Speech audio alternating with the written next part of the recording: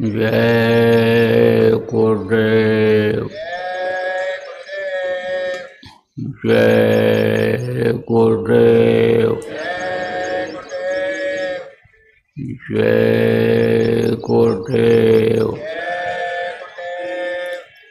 जय गुरुदेव। नाम किसका? जय गुरुदेव। नाम किसका? प्रभु का पावन नाम, प्रभु का पावन नाम। जय गुरुदेव।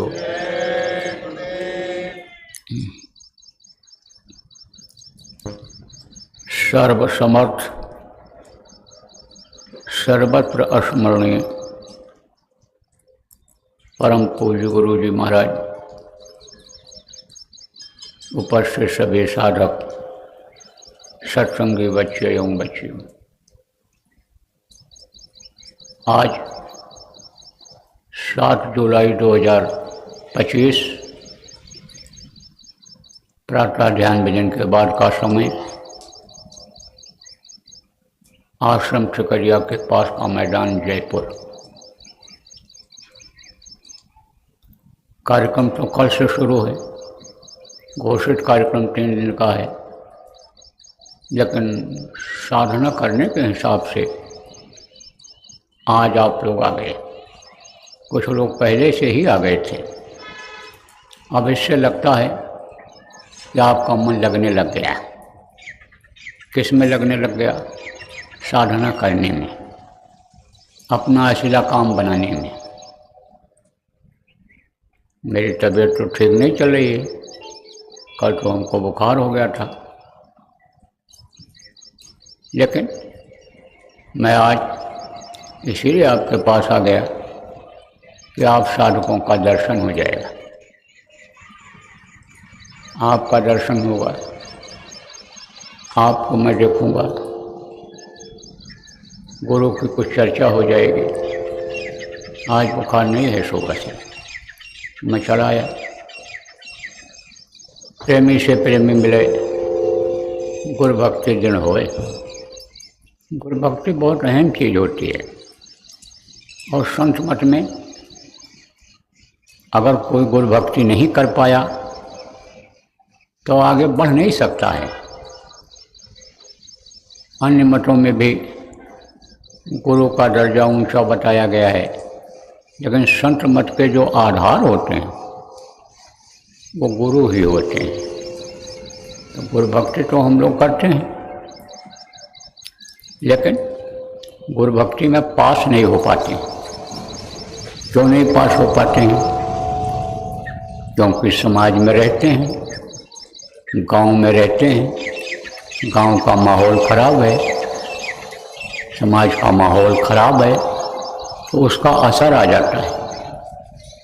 और न चाहते हुए भी कर्म बन जाते हैं, और कर्म जब तक नहीं कटेंगे, बुद्धि नहीं सही होगी, विवेक नहीं जगेगा, तो गुरु की क्या पहचान हो पाएगी? गुरु के आदेश का क्या पालन कर पाएंगे? इसलिए यह साधना करना ज़्यादा जरूरी होता है। सबसे ज़्यादा कर्म इसी से करते हैं, साधना से ही करते हैं। सेवा से, सेवा के बाद साधना करने से, ध्यान लगाने से, भजन करने से कर्म करते हैं। और कर्म जब तक रहेगा, कर्म फांस छूटे नहीं। कहते करो उपाय, सद्गुरु मिले तब उबरे, और नहीं तो भटका खाए। सद्गुरु मिल जाते हैं जब, तब भटकाव खत्म हो जाता है। कहाँ का भटकाव? इस मृत्यु लोक का। ऊपरी लोकों में भी भटकाव रहता है, वहाँ भी तो भटकने पड़ता है।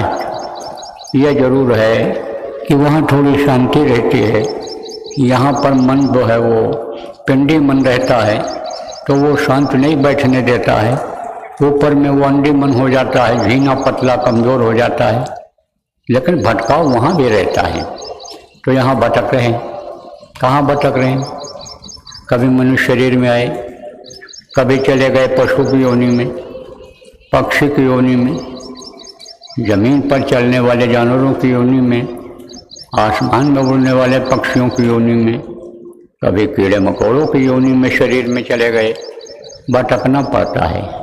लेकिन सद्गुरु जब मिल जाते हैं तब वो भटकने नहीं देते हैं। सद्गुरु बैठ वचन विश्वासा कहा गया, लेकिन जब सद्गुरु के बैन पर, वाणी पर विश्वास किया जाए, गुरु को समझा जाए कि गुरु कौन होते हैं, गुरु की पावर क्या होती है, जब गुरु समझ में आ जाएंगे, गुरु के बारे में मालूम हो जाएगा, तब गुरु की एक एक बात को मानने लगेंगे। देखो प्रेमियों, सत्संगों में जो महात्मा आते हैं, समर्थ गुरु आते हैं, वो सारी बातों को बता देते हैं। तो आदमी अपने अपने मन से उसका अर्थ निकाल लेता है। क्या अर्थ निकाल लेता है कि बस गुरु जी की सेवा हम बाह्य सेवा कर लेंगे और इसी से हमारा काम बन जाएगा। बाह्य सेवा से लाभ मिलता तो है, लेकिन जो उनका आदेश है गुरु महाराज का प्रेमियों कि अंतर में तुम सेवा करो। किसकी सेवा करो? अपने आत्मा की सेवा। शरीर की सेवा अलग होती है, आत्मा की सेवा अलग होती है। किसी के शरीर की सेवा करो, खुश हो जाता है। ऐसे आत्मा को खुराक जब मिलता है, यह शब्द का आहार जो है, भोजन है, उसका जब मिलता है, आवाज़ जब सुनते हैं, तब आत्मा खुश होती है। तो गुरु भी प्रसन्न होते हैं। कहा सकल जीव मम उपजाया, सबसे अधिक मनुज मुझे भाया, सबसे अधिक मनुज मुझे भाते हैं। मनुष्य क्यों भाते हैं? इसलिए भाते हैं कि वो भजन कर सकते हैं और भजन करते हैं। तो बराबर भजन में समय देना है।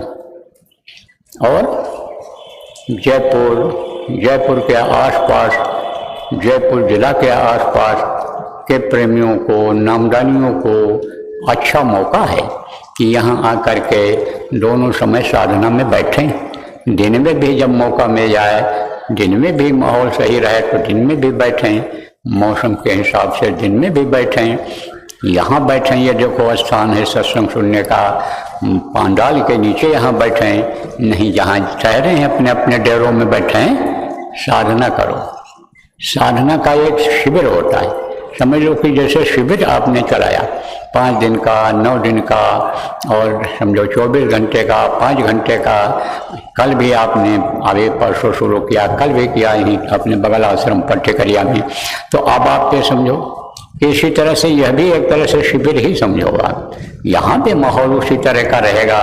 कैसा माहौल रहेगा? भजन करने का, आध्यात्मिक बातों को सुनने का, समझने का, लोगों को जानकारी करने का यह माहौल रहेगा और बनाना है आप लोगों को।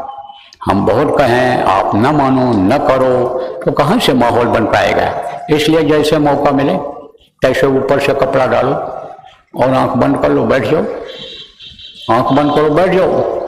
तो उसमें भी जो कोई मान लो बोल रहा हो, पंचायत कर रहा हो, कोई ऐसी वैसी बात कर रहा हो, तो भैया हाथ जोड़ दो, करो। ये सब तो तुम अभी तक करते रहे, यहाँ से जाओगे, मानोगे नहीं, जल्दी वहाँ भी करोगे। यहाँ तो कम से कम चुप हो जाओ, हमको तो करने दो। और जब बोलोगे, समझाओगे, उसके ऊपर भी असर आएगा, वो भी बैठ जाएगा। देखा देखी भी बैठते हैं। छोटे बच्चों पर ज़्यादा संस्कार पड़ता है।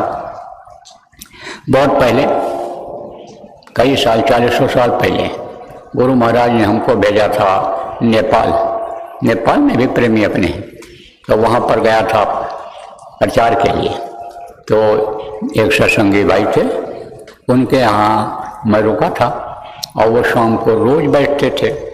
मैं तो थकाया था, उस दिन आया था पैदल चलकर, कुछ दूर तो सवारियाँ मिलती नहीं थी उस समय, तो पैदल चल करके आया था, पहुँचा था उनके यहाँ। मैं तो थकाया था, मुझे तो भैया नींद आने लग गई। नींद नहीं पूरी होती है तब नींद आ ही जाती है, कमजोरी में नींद आ जाती है।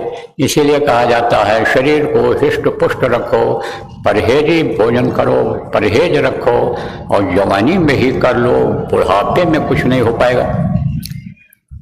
तो शाम को बैठते थे और एक मुश्किल से 11-12 साल का लड़का था और नामदान उसको नहीं मिला था, लेकिन वो 1.5-2 घंटा वो जो बैठते थे, उठता नहीं था, हिलता नहीं था।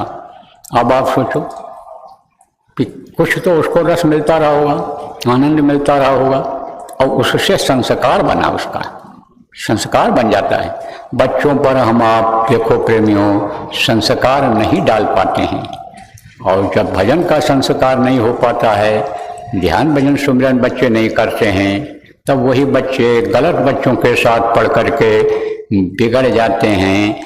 बच्ची सारा किया कराया सब खत्म हो जाता है, इज्जत मिट्टी में मिल जाती है, धन दौलत बर्बाद हो जाता है। इसलिए जितने सत्संगी हो आप तो इस बात के लिए चेतो। नौजवानों में, तरुणों में उत्साह रहता है, हिम्मत रहती है, और कर भी डालते हैं जो कहा जाए, समझ में उनके आ जाए तो कहते हैं जब तरुणाई अंगड़ाई लेती है तब इतिहास के पन्ने पलट जाते हैं, इतिहास बदल देते हैं। अब आप समझो नौजवानों, आपके अंदर जो हिम्मत, हौसला और शक्ति है, उसका उपयोग जब इसमें करने लगोगे, ध्यान भजन करने में, कराने में युवकों को, तो सोचो आप क्या नहीं कर सकते हो। अभी आपके शरीर में बल है, बुद्धि है, पढ़े लिखे हो, आप समझो कि कुछ करते हो, कर सकते हो, तो आध्यात्मिक शक्ति जब आ जाएगी तो इसमें और बल मिल जाएगा कि नहीं मिलेगा? इसमें और बल मिल जाएगा, इस शक्ति में और बल मिल जाएगा, बुद्धि में, यानी बुद्धि को सोचने की शक्ति मिल जाएगी, विवेक जग जाएगा। इसलिए इस काम में लगो, और जितने भी नौजवान आए हो यहाँ पर, सेवा करो, भजन करो, सेवा करो, भजन करो यहाँ पर, और इधर उधर के पंचायत और उसमें न पढ़ो। ये अगर आप कर ले गए जवानों, तो आपके लिए उत्तम भविष्य है, आपका भविष्य उत्तम है। और ये माता पिता जो उम्मीद रख करके आपको पाले पोसे बड़ा किए, पढ़ा लिखा रहे हैं, ये इन्होंने जो पैदा किया, इन्होंने जो आपके लिए त्याग तपस्या किया, इनका भी सपना पूरा हो जाएगा। इसलिए जवानों लगो, और जितने जवान मिलें उनको, जितने जवान यहाँ आ गए हो, सब लोग प्रेरणा दो, उनको समझाओ भाई भजन किया जाए, कराया जाए। कहीं मान लो सेवा चल रही, वहीं बैठ गए, सेवा भी चल रही और वहीं उड़ के बैठ भी गए, तो भाई करने वाले के लिए बहुत रास्ता है। हम लोग तो देखो, हम तो भैया बुढ़े हो गए, हम तो बस अब यही समझ लो कि बड़ा मुश्किल है, इस समय जीना खाना मुश्किल हो रहा है, तो इस समय हम लोग कम नहीं उतना कर सकते हैं। लेकिन ये जरूर है कि गुरु महाराज की दया रही और गुरु महाराज की कृपा रही कि जिससे गुरु महाराज ने ताकत दिया, शक्ति दिया, और आज आपको कुछ सुनाने बताने के लायक बनाया, तो उसी ताकत से, उसी शक्ति से, जर्जर शरीर से भी कुछ कर ले रहा हूँ। तो प्रेमियों, ज़्यादा नहीं बोल पाऊँगा और ज़्यादा बुलवाओ भी ना हमसे। आज अगर हम आराम कर लेंगे तो हो सकता है कल से फिर को सुनाने लग जाएं, देर तक सुना दें आपको।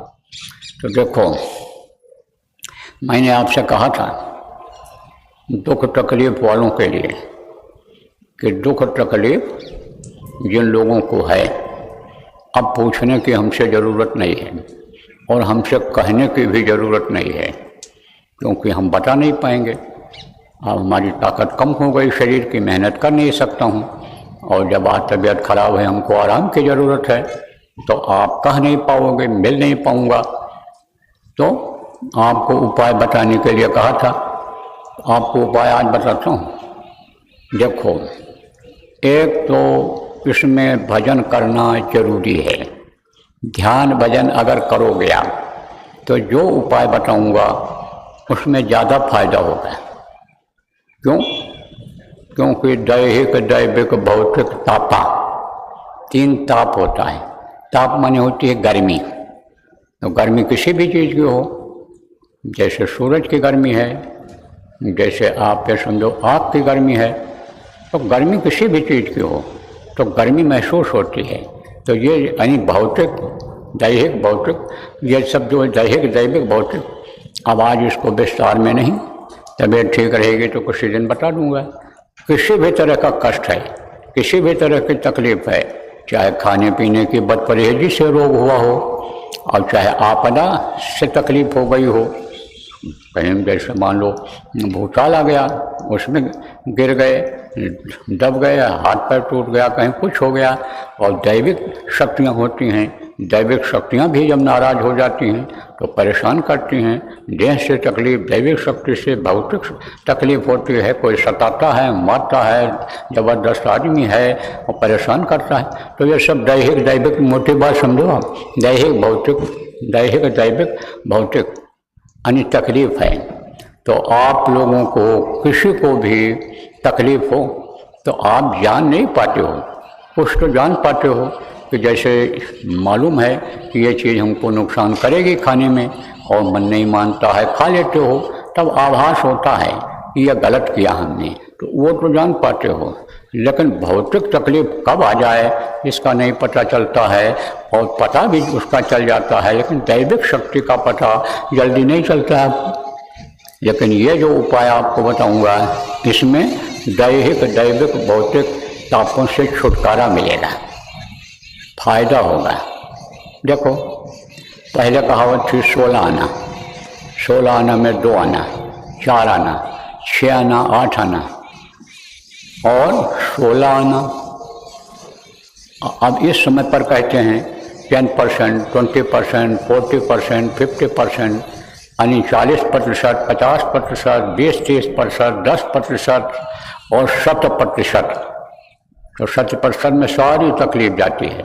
तकलीफ कहा जाए इसके 100% तकलीफ चली जाएगी, तो सब चली गई। 100% कह दिया गया, इंग्लिश शब्द का प्रयोग लोग ज़्यादा करते हैं, तो इंग्लिश में बोल दिया गया कि भाई 100%, तो 100% फ़ायदा हो जाता है। और 10% मतलब 1/10वां हिस्सा, और 20% 1/20वां हिस्सा, और 50% मतलब आधी तकलीफ। तो तकलीफ़ों में सबको फ़ायदा होगा, सबको फ़ायदा होगा। 2 आना, 4 आना से लेकर 16 आना तक फायदा होगा इससे। लेकिन विश्वास के साथ जब करोगे तब, और भजन ध्यान करते रहोगे तब, और यहाँ भी भजन ध्यान जब करते रहोगे ज़्यादा से ज़्यादा समय तक, और ये जो बताऊँगा इसको करोगे, तब आप ये समझो ज़्यादा फायदा दिखेगा। और यहाँ से जाने के बाद भजन ध्यान जब करते रहोगे तो जो कमी रह गई, मान लो यहाँ पर 10% फ़ायदा हुआ, 20% फ़ायदा हुआ, यानी 4 आना फ़ायदा हुआ, 25% फ़ायदा हुआ, 4 आना फ़ायदा हुआ, तो धीरे धीरे वो फ़ायदा वहाँ भी होगा। चाल चलन सही रखोगे, खान पान सही रखोगे, शाकाहारी रहोगे, नशा मुक्त रहोगे, ज़्यादा फायदा होगा। और अगर लगे रहोगे भजन ध्यान सुमिरन में, गुरु के प्रति प्रेम बनाए रहोगे, तो धीरे धीरे ये कष्ट कट जाएंगे। तो देखो, ये इधर दाहिने हाथ की तरफ हमारे, ये मंच का दाहिने हाथ की तरफ एक झंडा लगा है, जय गुरुदेव नाम लिखा है वहाँ पर आप एक साथ मत जाना, बारी बारी से जाना, भेड़िया धसान मत करना। भेड़िया धसान जानते हो? एक भेड़ जिधर चली उधर ही सब चल पड़े। तो ये तो है नहीं कि प्रसाद वहाँ बट रहा है और प्रसाद खत्म हो जाएगा, दया मिल रही है और दया खत्म हो जाएगी, तो है नहीं। जब तक यहाँ रहोगे तब तक दया जारी रहेगी गुरु महाराज की, गुरु महाराज की दया जारी रहेगी। तो वहाँ पर जाना जब जिसको समय मिले, और अंतर में बोलना, अपनी तकलीफ को मुँह से मत बोलना, अंतर में बोलना, और श्रद्धा प्रेम से यानी मत्था टेकना वहाँ पर, और मत्था टेक करके बाहर निकल जाना। तो जिसके जैसी श्रद्धा होगी, जिसका जैसा विश्वास होगा, जिसका जैसा कर्म होगा, उस हिसाब से उसको सबको फायदा मिलेगा, सबको। तो यहाँ जो लोग बैठे हो उनको भी मिलेगा, और अब जो लोग आएंगे उनको भी मिलेगा। ये जब तक यहाँ 10 तारीख के सुबह तक कार्यक्रम होगा, पूजन का प्रसाद बटेगा, तब तक फायदा होगा। आज से ही 7, 8, 9 और 10 आप ये समझो 10 तारीख तक का फायदा बहुत कुछ दिख जाएगा। बहुत लोगों का तो समझ लो कि जैसे कांटा है, कांटा होता ना, तो कांटा जब तक रहता है तब तक दर्द करता है, और कांटा निकल गया तो कुछ नहीं, फिर कोई दर्द नहीं। ऐसा भी होगा गुरु महाराज की दया से, तकलीफ बिल्कुल जाती दिखाई पड़ जाएगी, कुछ लोगों में फ़ायदा दिखेगा। तो आप लोग इस बात को समझ लो, और हमारी बात को अगर न समझ पाए हो, गांव के ये सीधे साधे लोग हैं, ये महिलाएं हैं और पुरुष हैं, तो आप जो पढ़े लिखे लोग हो, आप जो समझ गए हो मेरी बात को, इनको समझा देना। जो भाषा हमारी हिंदी नहीं समझ पाए हैं उनको आप लोग अपनी भाषा में समझा देना। और जो आते जाएंगे, अभी भीड़ तो कल आएगी, कार्यक्रम कल से घोषित है, तो उनको भी आप लोग बताते रहना। और जो आ सकें उनको, तकलीफ़ वाले लोग हैं, आकर के यहाँ मत्था टेक लेंगे और ध्यान भजन करेंगे। और जो पहले आ जाएगा, ध्यान भजन करेगा, मत्था टेकेगा, वो अनुभव करेगा। अब एक बार फिर बता दें, जैसे रट जाए, यहाँ मत्था टेकना है, झंडा जहाँ लगा है वहाँ मिलेंगे कौन? ये सेवादार आपको बताएंगे, वहीं पर बताएंगे। साधक समाज वहाँ पर मिलेगा आपको, जो साधना करता है वो मिलेंगे और वो आपको बताएंगे कि इस तरह से मत्था टेक लो, अंतर में प्रार्थना कर लो। और वहाँ ना बताने को उनको मौका मिलेगा, तो हम तो बता ही दे रहे हैं कि वहाँ पर आप अंतर में प्रार्थना करना। अंतर जानते हो? अंदर अंदर मन ही मन बोलना जिसको रहता है, मन में बोलना कि हमारी ये तकलीफ है, तकलीफ दूर करो, हमारे ऊपर दया करो। वो मत्था टेको, बाहर निकल जाओ। मत्था टेको, मत्था टेकना समझते हो? ऐसे सिर रख करके प्रणाम करते हैं और फिर निकल जाते हैं, बाहर निकल जाना। फिर वहाँ रुकने की ज़रूरत नहीं है, भीड़ ज़्यादा रहेगी, सबको मौका मिल जाए। दूसरे का हक न छीन लो आप कि सारा समय आप ही 10-20 लोग ले लो और लोगों को मौका न मिल जाए, न मौका मिल पावे, ऐसा कोई मत करना। सुनवाई तो आपकी हो जाएगी, वहाँ उसके नज़दीक पहुँच करके सुनवाई कर लोगे, घेरे के अंदर सुनवाई कर लोगे, घेरे के बाहर सुनवाई कर, यानी आप समझो प्रार्थना कर लोगे तो सुनवाई हो जाएगी। इसलिए जल्दबाजी मत करना और यह मत सोचना कि हम नहीं पहुँच पाएंगे तो यानी हमको नहीं फायदा होगा। बता दिया 4 दिन है, जब तक यहाँ समझ लो कि यह कार्यक्रम होगा। कार्यक्रम कल से शुरू है, बल्कि आज भी ध्यान भजन शाम को होगा। तबीयत ठीक रहेगी तो आ जाऊँगा, नहीं तो आज आराम करूँगा। कल से कोशिश करूँगा, अगर तबीयत नहीं खराब हुई तो कल से कोशिश करूँगा कि दोनों समय मैं भी यहाँ हाजिर रहूँ। और फिर पूजन होगा। कब पूजन होगा? 10 तारीख के सुबह, और पूजन के बाद प्रसाद बटेगा।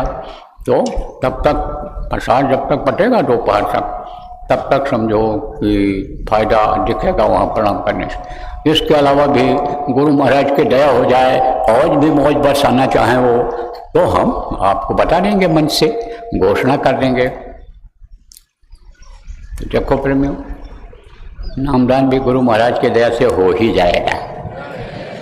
इन तीनों दिनों में 8, 9, 10 तारीख में नामदान तो हो ही जाएगा। हमको विश्वास है गुरु महाराज पर, तो नामदान मिल जाएगा। तो जो लोग नामदान लेने के लिए आए हो, नामदान आपको दे दिया जाएगा और आप लोग भजन करना। तब तक के लिए आप लोग आंख बंद करना, ध्यान लगाना आदत डालो, ध्यान लगाने की आदत डालो। तो बोलो जय गुरुदेव, जय गुरुदेव, जय गुरुदेव।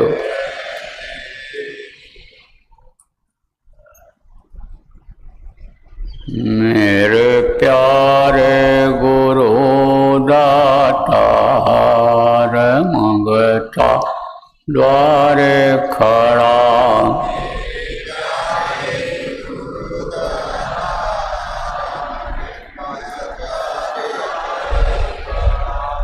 मेरा पुकार पुकार हर कर देखो जरा,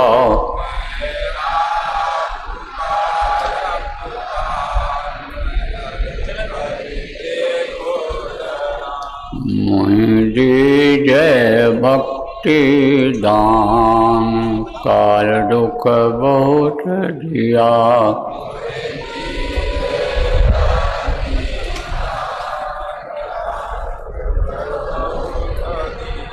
मेरी तड़प उठी अमान दरस को तरस रहा,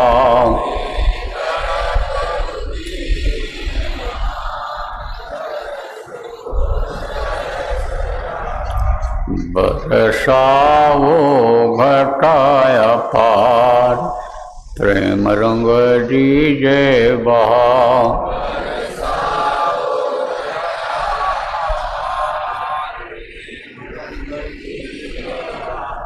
सुरति भी गए अमीरस धार, तन मन होए हरा।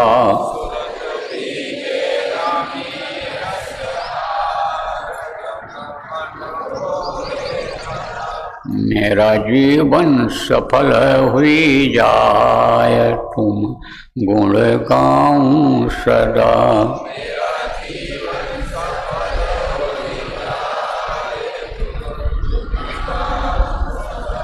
मैं नीचय दमनाकार, तुम्हारे द्वारे पड़ा।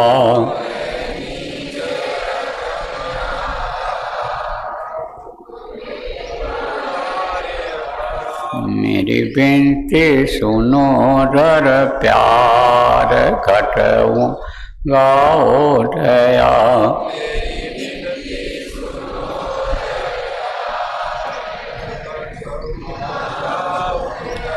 स्वामी जी पिता मार, जल्दी पार किया।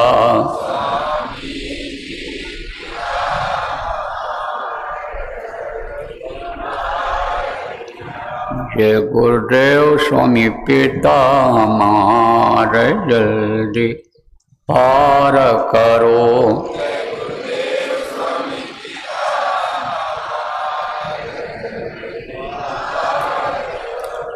मेरे प्यारे गुरु दातार, मंगता द्वारे खड़ा।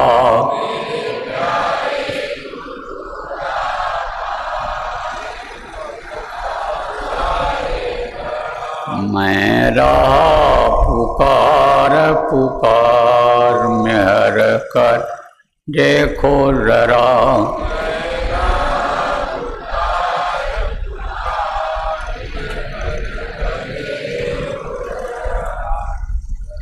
जय गुरुदेव, जय गुरुदेव, जय गुरुदेव, जय गुरुदेव, जय जय गुरुदेव।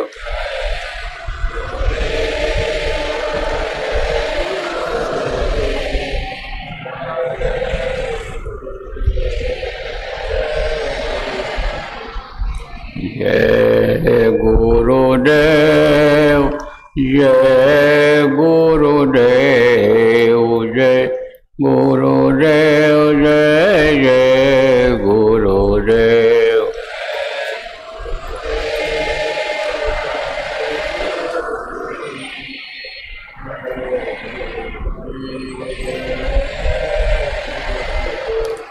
जय